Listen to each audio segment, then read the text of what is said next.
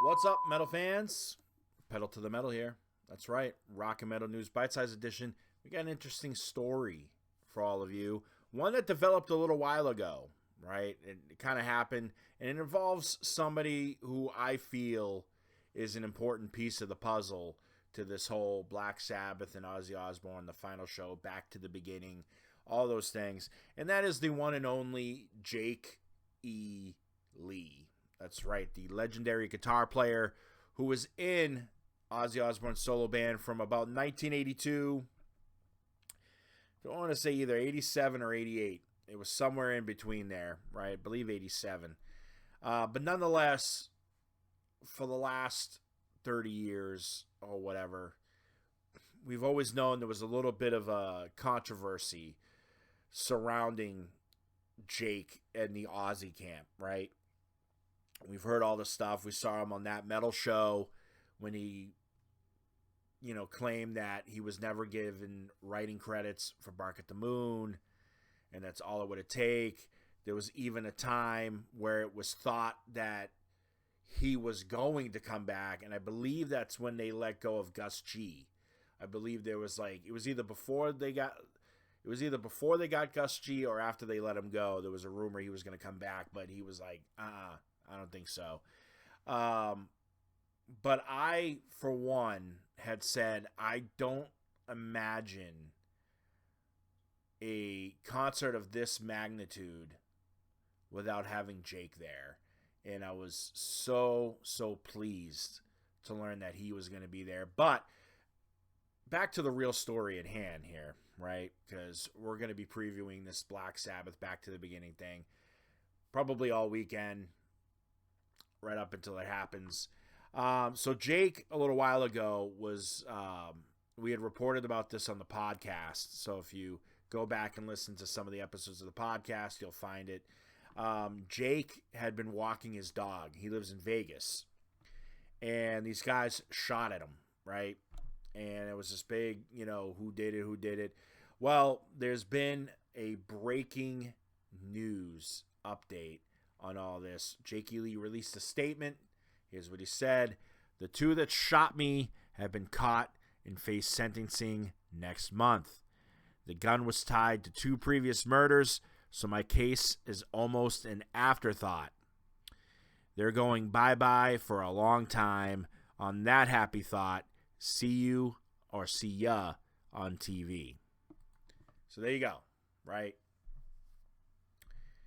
Justice being served. I was like, man, trying to imagine Jake not being able to do this would have been heartbreaking. For one, he's probably one of my favorite Ozzy guitarists, only because The Ultimate Sin was my introduction to Ozzy Osbourne and Bark at the Moon, sort of.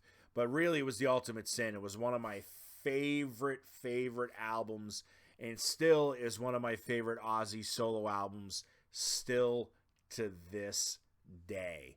I mean, don't get me wrong, I love Bark at the Moon, and I think that's probably one of the best Ozzy records of all time, but maybe it's just because it was the first one I listened to and fell in love with. That's why I have such an attachment to it. But it's going to be awesome, and I hope all of you are going to tune in. I've been saying it for so long in the podcast. They need to make this a live stream. And sure enough, even they were that smart to say, you know what? We should make this a live stream. And that's exactly what's going to happen. So I cannot wait. Jake kind of leaked out that apparently in California or in Vegas, I should say, that a certain someone special in his life was going to have to be up at 7 a.m.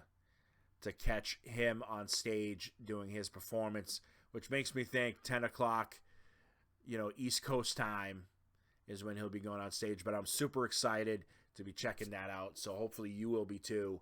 Tune into it. Back to the Beginning. This is it, people. This is the final show. Although it might not be the last time you see material from Black Sabbath. I mean, obviously they just talked about it.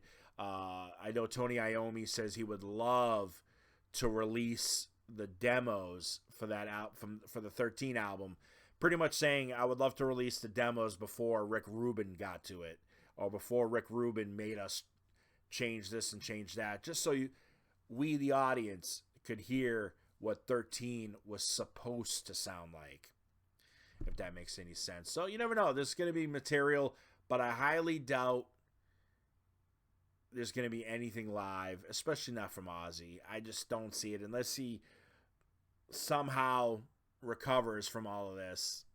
I don't see it happening. But that's why this Saturday is going to be bittersweet for sure.